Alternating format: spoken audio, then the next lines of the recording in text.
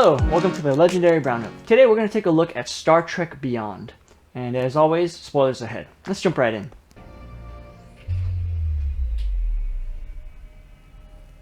Alright, so the first scene is a very quick scene. It's just what you saw there. And it's the warp. And I feel like every Star Trek review has to have a warp scene. And it's a pretty solid one. Makes the room kind of rumble. Give it a 3. Alright, so second scene is a long one. It's about 16 minutes long, so I'm just going to show you guys the really good parts. So right away, as we enter the asteroid field, there's a lot of low-end rumble, and when they're crashing into the asteroids, or just when they're flying through in general, there's a lot of ultra-low frequencies happening here. Alright, the next fun moment happens when these little Ds destroy the dish. And there's a nice explosion right there.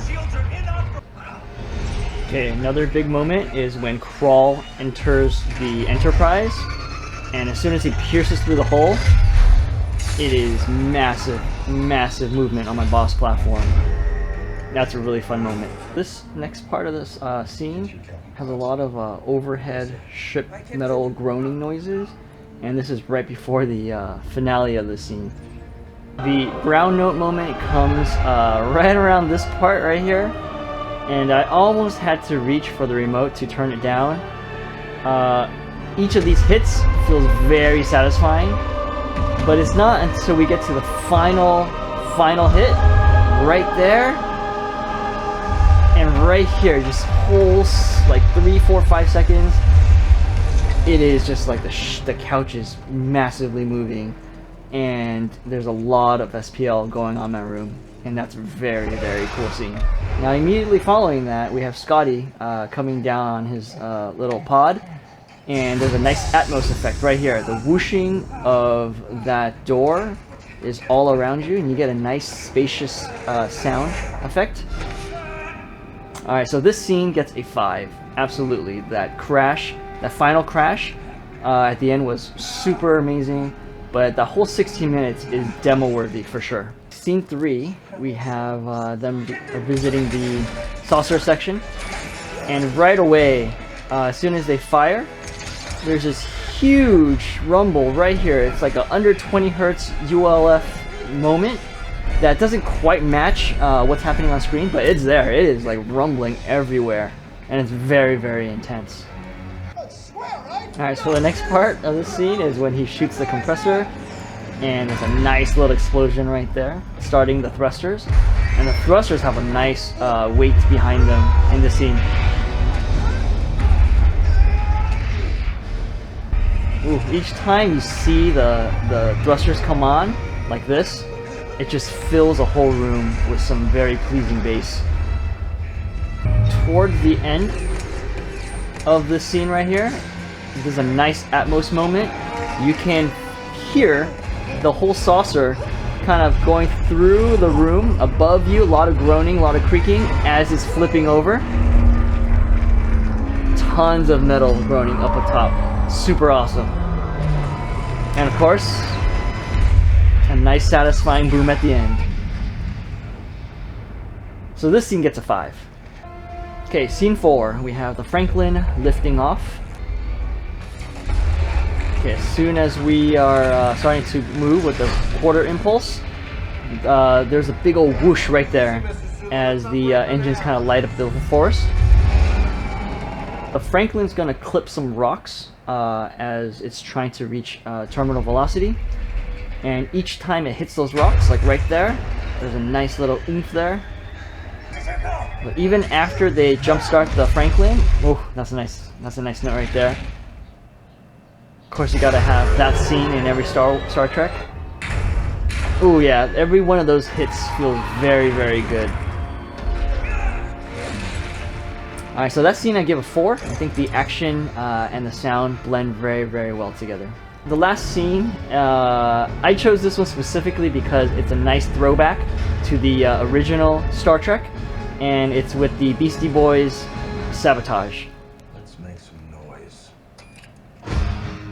It's just a really fun scene. Captain Kirk realizes, oh, you've heard this song before. Gives a little smirk. That's a good choice. That's a good choice.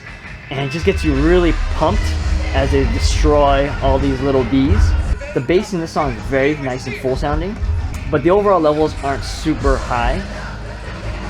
It's just a really fun scene with the music and everybody having fun, and you'll see people tapping their toes like that, and whatever John Cho is doing there. Is that classical music? Yes, Doctor, it would seem to be. Oh, I love that joke so much. And then to end the song on this note right here, it's just perfect. So this scene gets a 3.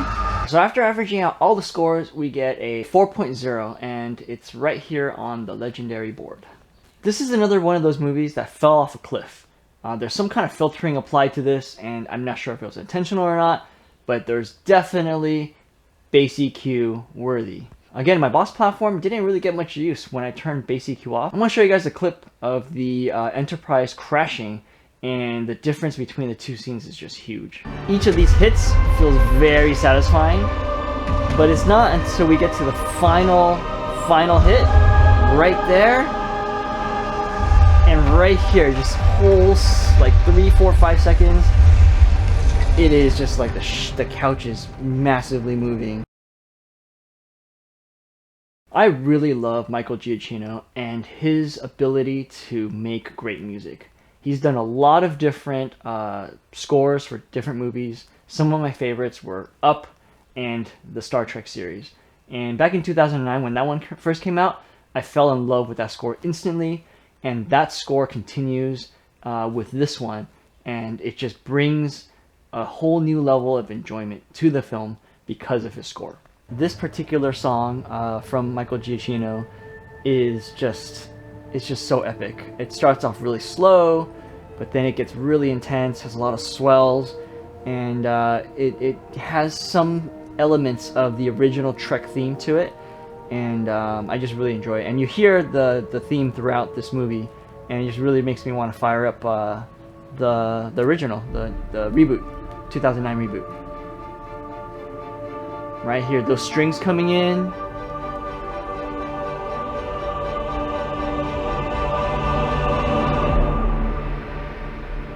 I love that logo too. Here's the original kind of theme. One of the biggest pluses of this movie was the comedy between Spock and Bones. And if you are not a big Star Trek fan, those two characters don't like each other. Bones says all sorts of almost racist things against Spock, and this is throughout the whole series. To put them in a situation where they're like depending on each other, yet somehow able to crack jokes at each other was perfect. And here's some examples of their comedy. Well, at least I won't die alone.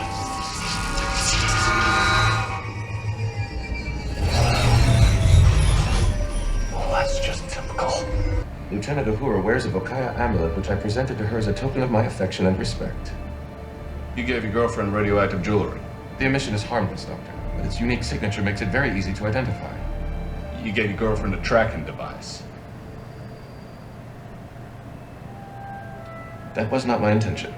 Another big plus is it felt a lot like one giant episode. I was a big Star Trek The Next Generation fan, and I just came off watching Star Trek Picard. And Star Trek Beyond is very different, has a very different feel from the first two reboots. And I really enjoyed that it took its time to develop the story, and it just felt like, you know, they were on one long away mission, albeit their ship was destroyed. But yeah, it just felt like one giant episode. Another really iconic thing from the show was any time that they had a saucer separation on the Enterprise. That was a big deal. You knew something was going on if they had to do that. And right away, within the first 10 minutes of this movie, saucer separation. And they did it in an epic, epic fashion. Those little bees just destroyed the Enterprise.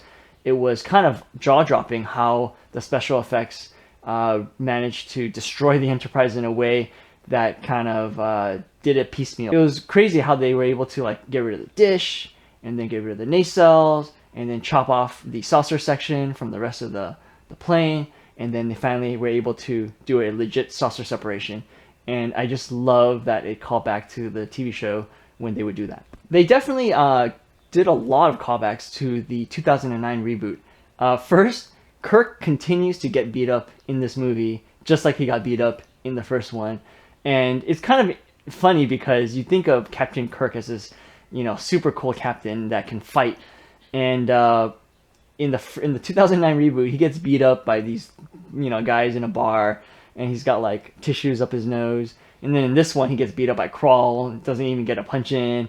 And it's kind of funny that they keep making Kirk this kind of like guy that gets beat up all the time. Another scene that does a nice callback is when they pan around and the members are all looking at each other. At the end of the first one, they escape the gravitational pull of the explosion, and as the music swells, they kind of look at each other, turn around, and it's a very, very cool moment.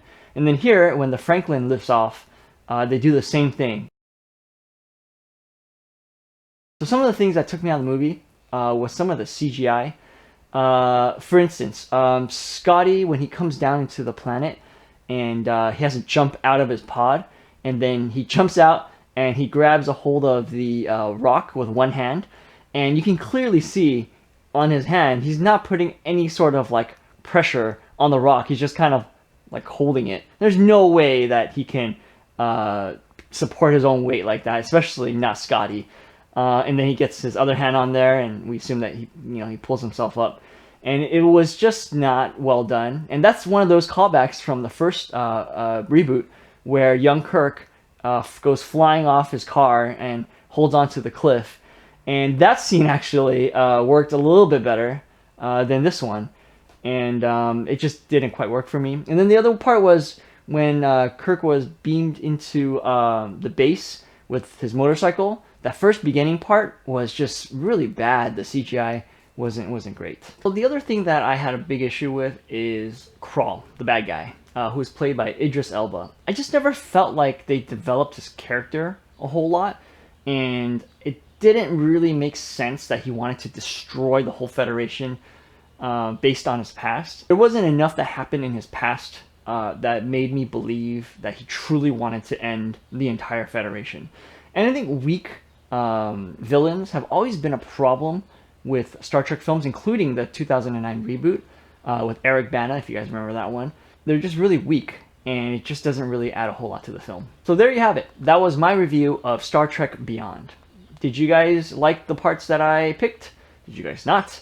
Let me know in the comments down below. And thank you for watching, and I'll see you guys next time.